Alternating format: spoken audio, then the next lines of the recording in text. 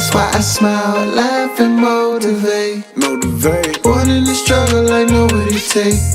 That's why I smile, laugh, and motivate. I chillin' with unity, smile at the real, but the ones that was haters will never be granted immunity. Work with the willing, but who I kept slacking and sinking, this ship it ain't new to. Yo, what's good? It's your boy JusB, and welcome back to the JusB Show. Now, y'all know, we be on the JusB Show, we talk about self-love, we talk about unity, we talk about progression.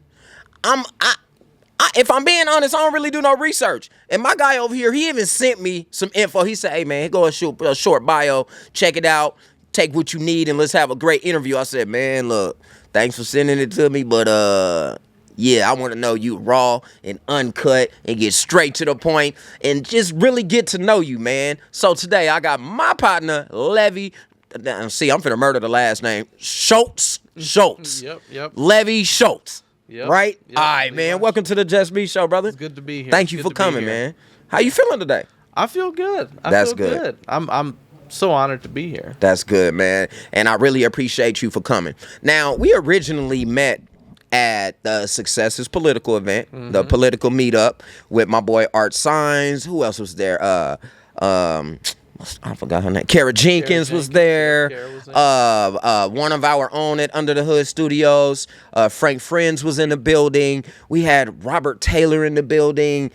We had Javon Jackson in the building. Man, it was so many amazing people in the building. How did you hear about the Successes meetup? I'm curious because I sit on the board, so So actually, Art reached out to me. Okay. On my Instagram, and I said, yeah, I don't pass up an opportunity to talk to people about what my message is. Right. So when I got there, I was amazed at how many candidates were there, the messages and the positivity, the small business owners that were there. It was excellent to be there. Yeah, that's super dope. So you got a lot of networking in. I did. Met a lot of people. Yeah. Got a lot of. You here, so we got a lot of contacts. A ton of people. Have you booked with anybody else to get on any of their shows? Not yet, but we're working on it. All right. Well, if you need some help, we will gladly help you at UTH. For sure, we got you, man. So, are you from Vegas originally, or? So, born in LA, raised in Vegas. Okay. So, I came here in 1999 with my mom. I was around 7 years old. Okay. We had just survived a domestic violence situation. Wait, man, you was 99, you was 7? Mm-hmm. All right, let's keep going. Yeah, I'm only 32. Sheesh. Yeah. Only 32. Now, you say that you and your mother survived a domestic violence. Yes. Both of you. Both of us. That's hard, man. And whoo. So let me ask you this, man. Since you brought that up, how long after you survived it did it take you to recover from it? Oh, wow. It was a journey. Yeah. It was quite a journey. I mean, when you deal with trauma to that level, it takes many years. It takes tons of therapy. I mean, it's not just the incident itself, but it's the trial that I had to go through as well as a young kid. Right. So it gave me a different lease on life earlier than most people get. So I watched my mom after that struggle with that, and she was a single mother. So I watched the battles that she faced. That's the whole reason why I'm running. Yeah. It's because I said I would like to be the representative that my mom needed during those times. Now, when you were going through the process of getting over it, you know what I mean? I guess it's almost like a grieving process, because you lose a part of yourself when you deal with domestic violence. You know, yeah, I've been a part of it on one end of it. We ain't gonna say what end. I'm better now. I am better now. But, I've had other friends and relatives, family members and things like that after they dealt with something like that, they kind of got, what's it called? Antisocial. Did you ever get like that?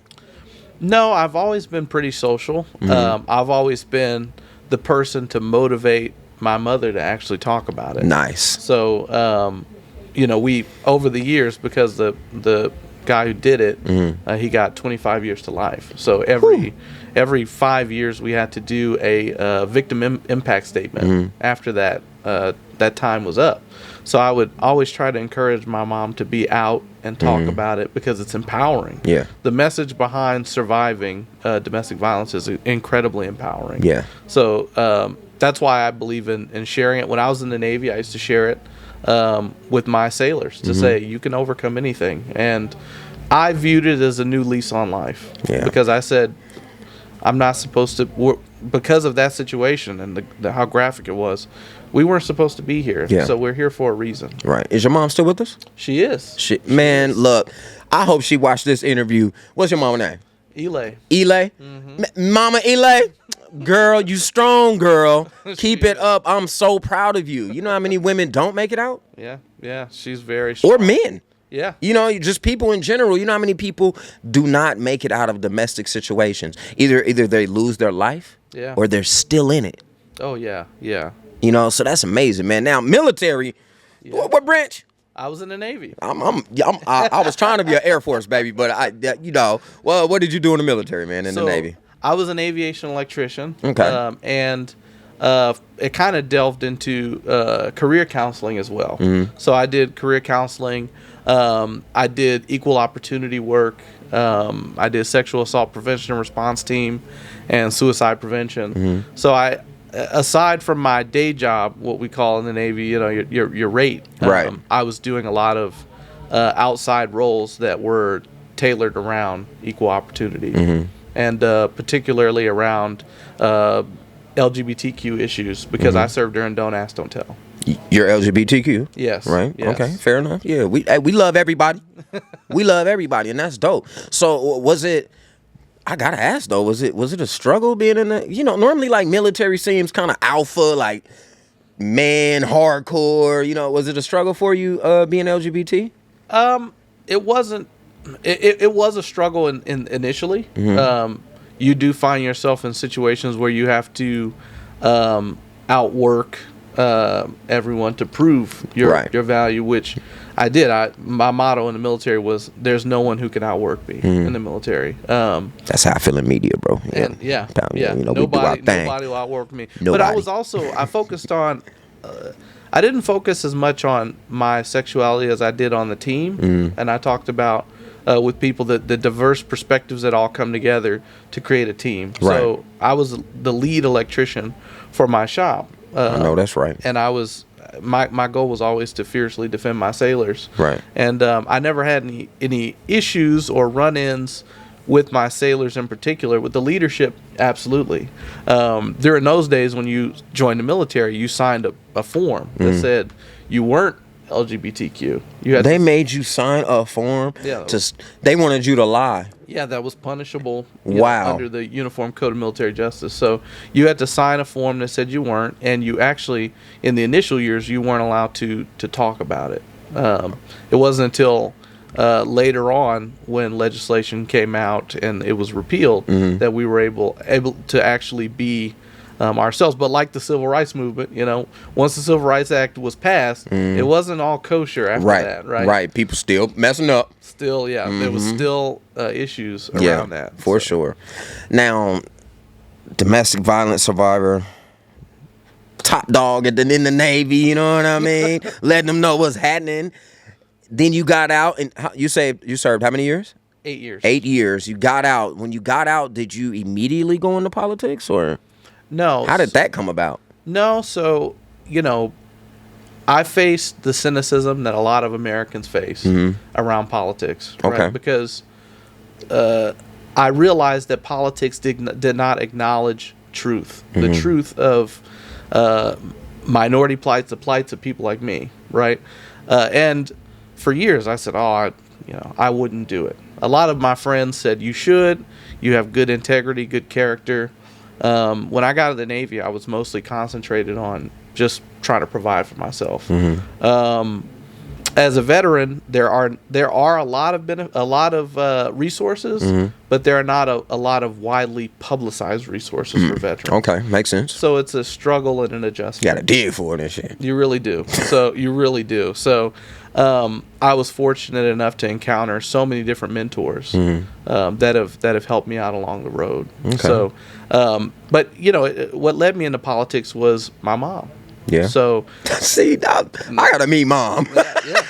she did. She the one. She led me into it because she's been in public service in one way or another her whole life.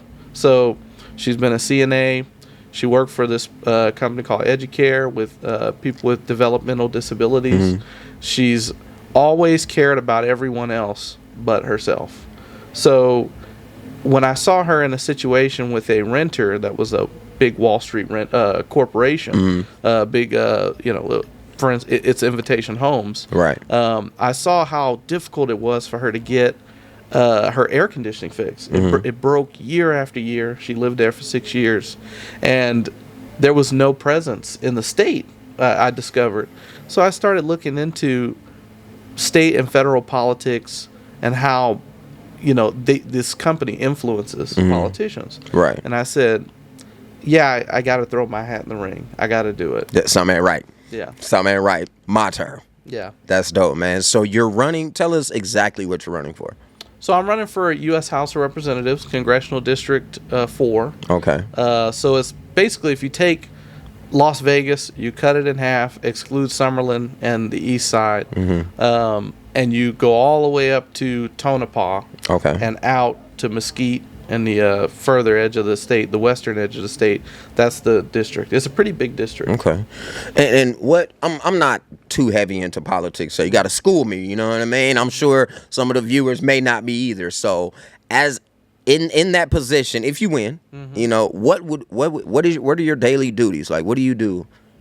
So sitting in that place. So my job is to be a part. My job would be to be a part of the larger conversations around legislation for making federal laws. Okay. So a lot of the federal laws, like I'll give you an example: cannabis, right? Okay. A lot of veterans have advocated for cannabis to be legalized because it helps us with our PTSD and our anxiety. But because the federal government has standing law that schedules it as a drug, right, as an illegal substance, it cannot be legalized federally. So a lot of those federal workers, folks like me who work for defense contractors, we cannot indulge in it because it is still federally illegal. We need to change that. Absolutely. Yeah, absolutely. So for all my veteran brothers and sisters that are suffering with that, it would be my job to be a part of that greater conversation. And in Congress, you propose legislation that can be passed to assist on the federal level to bring resources and programs back to Nevada. Right. So why you, bro? You say, why me? Why you? When we see your name on the ballot, why should we pick you? Well, because I'll say this. I've been a fierce defender of truth my whole life. And I've always spoken truth to power. From the military, because I left the military as a whistleblower. And I was standing up for one of my sailors who had narcolepsy. So I took that to the highest echelons of the military.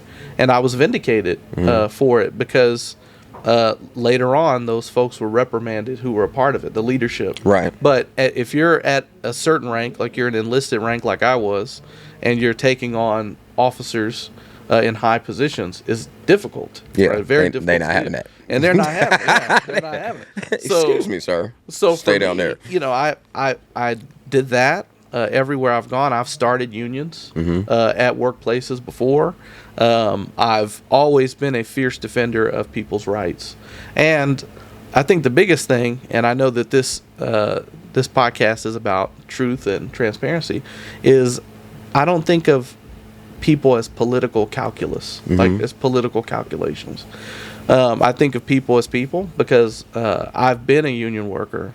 My mom, I've watched her. She's a union worker. She works for the state now. My uncles are union glazers. I live this life. All of these things that are affecting. He said it ain't on me, it's in me. It is. I live this life. I love it. It's in your. When you do something like I'm running against a very powerful incumbent. It's in your soul. It's in my soul to do this. Yeah. To run, and I think that when you start looking at your politicians, you have to ask yourself, how are they invested in getting this fixed? I live in a studio in the Arts District with my husband. My husband is an immigrant. we've gone through the immigration processes. We know what it's like. I've been a veteran. I've served the country. I know what it's like to live in a moldy barracks that the military is not putting any money towards because they're putting money toward these large failing defense programs. Right. And I know what it's like to eat the terrible food at sea. Right. So I know what it's like to be a junior enlisted sailor in the Navy and experience the inattentiveness of the government in that way, to not have money in your pocket. And I've seen my mom, we've walked these streets here in Las Vegas in 113-degree heat, catching that. Y'all, if y'all ain't been to RTC. Vegas, listen. You can go anywhere else in the world and get 113 degrees, but you ain't got 113 degrees for real until you in Nevada. Exactly. Las Vegas. Ooh, Exactly. This dry heat is different, man. It's terrible. Cool. Again, we gotta set it up. Would you think your mama do an interview?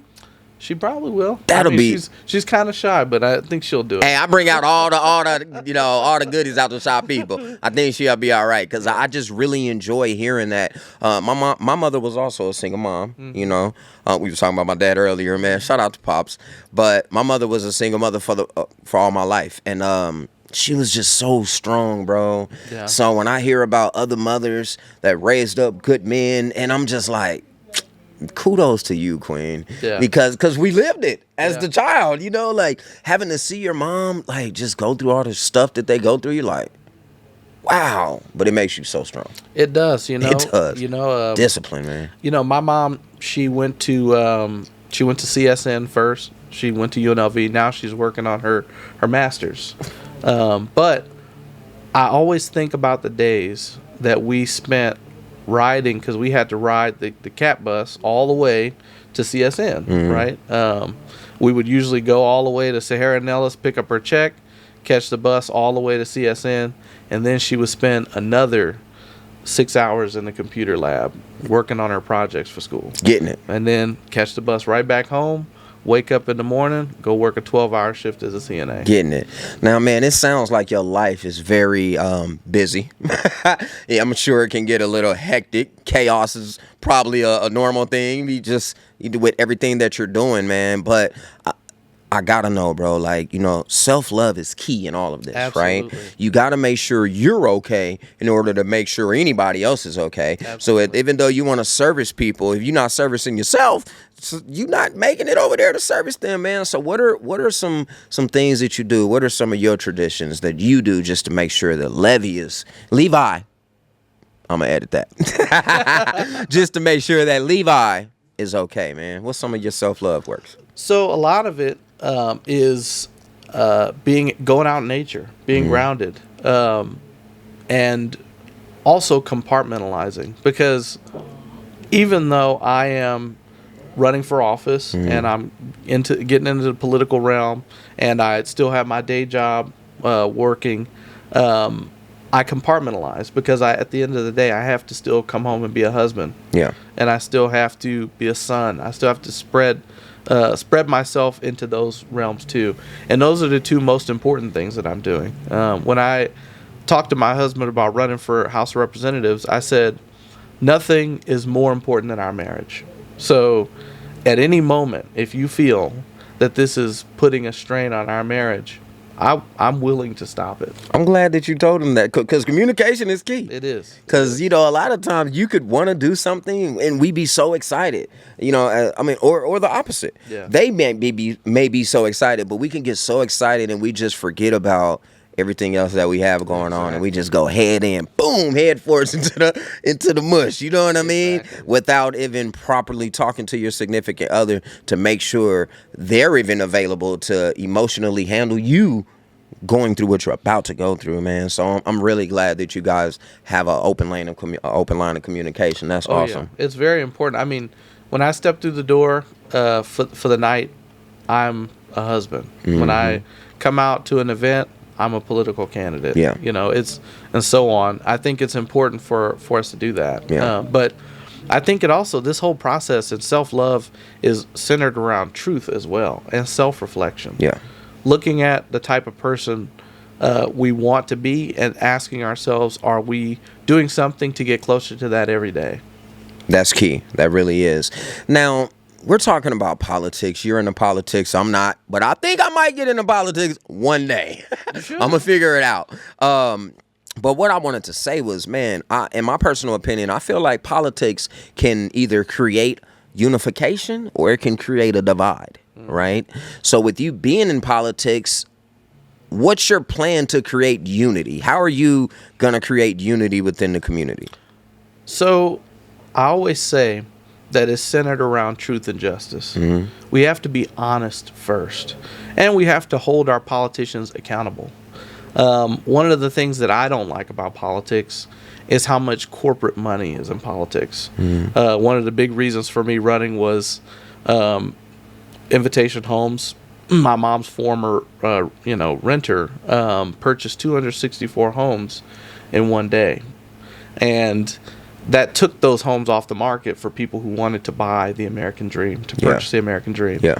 And when you looked into politics and you looked into the campaign contributions, my opponent in this election was receiving substantial amounts of campaign contributions from the Blackstone Group. So I asked myself, how can you be held accountable to fix this issue on the federal level? Because this isn't just happening in Nevada.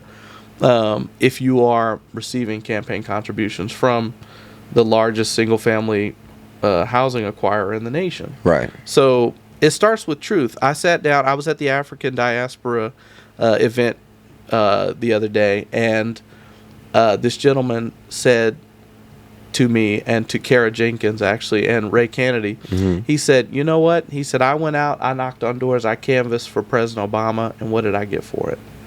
And the typical response to that with politicians is to go, well, why is, and to be insincere. Right. But I stopped and I had a true moment with this gentleman. And I said, the cynicism that you feel is not, you're not crazy. We have to be truthful and honest with people to say, yeah, this country, it has not been fair for everyone. But you have to believe enough and see candidates that actually care about you and vote for them. You still have to participate in the system because you will see people who will give you hope. Yeah. And that's what I'm about. I'm about talking to people person to person and reaching down into that person's soul and finding out, what do you feel about it? Right. And tackling that cynicism.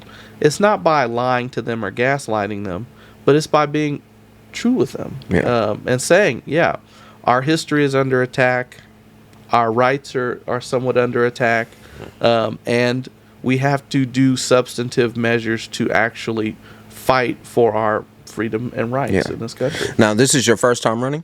This is. Okay. Now, this is not a hard question, but let's talk about the difficult times, right? So, being in this, your first political run, right? What's been the most difficult thing you've had to deal with? Difficult. Well, there's a lot of challenges. Talk to me. Obviously, in order to run, it takes a lot of money, right? Or it takes a decent amount of money to run for U.S. House of Representatives. Fundraising has been difficult because I hold myself to a standard. I say I don't want to be beholden to special interests. I want to be beholden to the people. So I only take campaign contributions from individuals and businesses and a few small businesses, but I have a cap on that. Okay. I don't take money from large corporations or corporate lobbies because I don't want to be lobbied. I want to be able to speak freely on behalf of the people's issues. So that's been a difficult thing. Also, being decent in the race.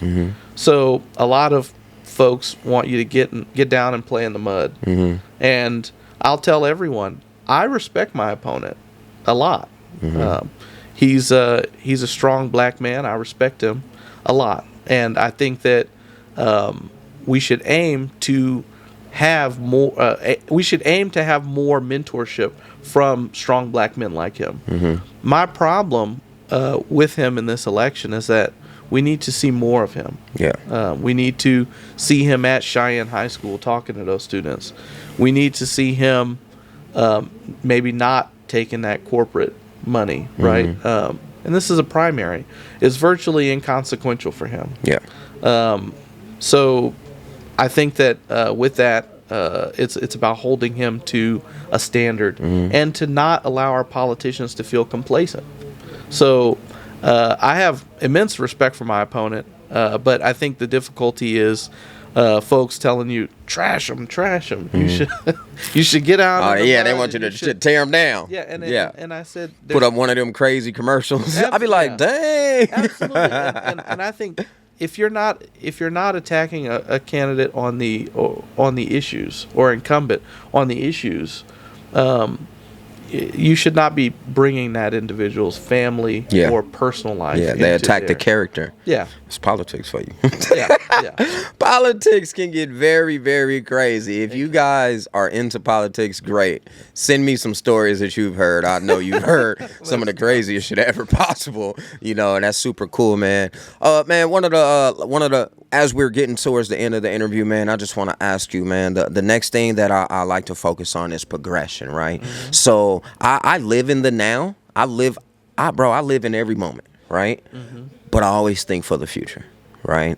So let's say when you win, I like to speak shit into existence. So when you win, what's next, man? Like, where do you, after you win this position, I guess you would call it, position in the political world, what's next, man? You gonna try to run for something else, or what's your plan, man? How deep in this you trying to go? Well, can we get a President Schultz? Well,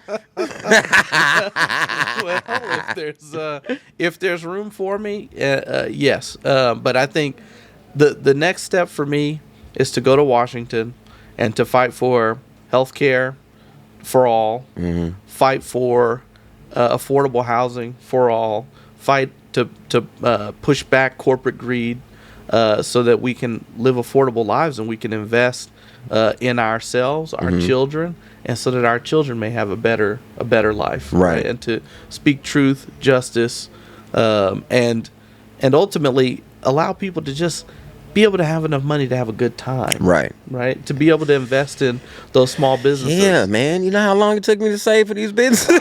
I know, right? And that's my thing is a family should have enough money in their pocket after paying rent and all their bills to go to, like we did at the Successes event at Ninja Karaoke. Yeah. To be able to go and say, you know what? Let's go. Me and the wife, we get a babysitter. Yeah. And we go and we do karaoke. We have some drinks. We relax. Enjoy. We have a good quality of life. Yeah. And I think that is that's what it's all about. Yeah. It's about making sure that people can invest in themselves, their kids, and still be able to have a decent life. Yeah. I love that, man. Now, before we get off of here, brother, I gotta say, for me officially meeting you at the Successes Political Meetup to just the email communication that you've been on point. I said, I love this guy. This is tight. He is on point. Then you came in respectful, and I've heard your story, and I've gotten to know you better, brother. I just want to say I'm proud of you. Thank you. Continue to do what you're doing. I'm super proud of your mom. I'm happy for your husband because he has an amazing man. You know what I mean? If you can just give the people, a lot of the audience will be my audience, right? And they love when I motivate them. Yeah. So I always ask my guests to also motivate them. Yeah. So if you can give our fans, our supporters, one piece of a motivation, what would that be? So I would say to not give up, right? I've been in a lot of tough moments in my life. My mother's been in a lot of tough moments I've watched in her life. I had a mentor in high school. His name was Commander Sandy Jones. He was a NJROTC instructor, and he had debilitating medical illness. Okay. And you could see him wincing. He'd come in on crutches some days, and you'd ask him, "Sir, how you doing?" And he would say, "I'm outstanding." And you would say, "Come on, sir. You're coming in on crutches. You're in pain. You're wincing every time you stand up." And he would say, "I'm outstanding because I have a positive mental attitude." And that's something that I've carried throughout my entire life. Through the tough times of the Navy and being at sea, my 3 tours to the Persian Gulf, to now when I'm sitting down at my desk at the end of the day and I'm going, man, am I doing enough?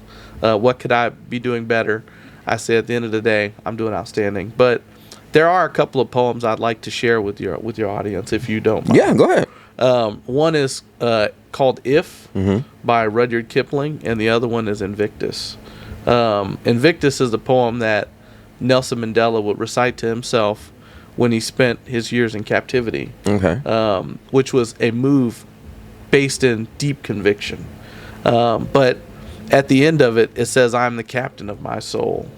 So the poem really talks about, though you've been bloodied, your head will remain unbowed because you're not going to give up. You're going to keep pushing through whatever you're going through. You'll get through it, and you'll be better for it. And the people who watched you do it will be better for it. I think that everybody says, oh, it's hard to do the right thing when no one's looking. I think it's harder to do the right thing when everyone's looking. No, hell yeah. Yeah. It's hard. It's hard to do the right thing when everyone's looking. To take that time to look at yourself, look at where you are and how you exist in an environment, and reach into people and try to, touch their soul, touch their heart, and make a real change. Because I mean, as a politician, we're known for being vapid and all about optics, right? Right. But I try to bring a different approach to politics. I try to, on one of the videos, someone put hashtag Team Horsford, right? And I said, I'd like to talk to you just on a personal level, just to see where you're at, and to see what would drive that, that move, right? And just to inform people about what I'm about. Right. So I think that's the key, is to not give up, to remain compassionate, and to always be aware of yourself and your surroundings. I love it, man. And again, I'd heavily appreciate you tapping in with me and coming to get on the JusB Show, man. For the people that would like to follow you, follow your journey, vote. Yes. Where can they find you? So the primary is June 11th. And all the sites, you can look at me at Levi for House. That's LevyForHouse. That's also the email. So LeviForHouse@gmail. I'm the only person who is looking at those emails. So if you get a response, it's not going to be a generic, hey, I see this is what I think. Right. It's going to be a real message from me. And the same goes for Levi for House, or Levi Shultz on Facebook. So anybody who reaches out to me, I try to get back to everybody. I love it. Now, if y'all not following my guy already, you need to go follow him ASAP. And if you ain't following me, we're going to have a conversation. I got to pull up because something ain't right. Man, and y'all already know my 3 pieces of advice. And it goes a little something like this. I need you to smile, laugh, and definitely motivate. I need you to inspire all. And the last but not least, I just need you to be the best version of your goddamn self. And be comfortable doing that. That's all. It's just really that simple. And it's all good under the hood. And we out.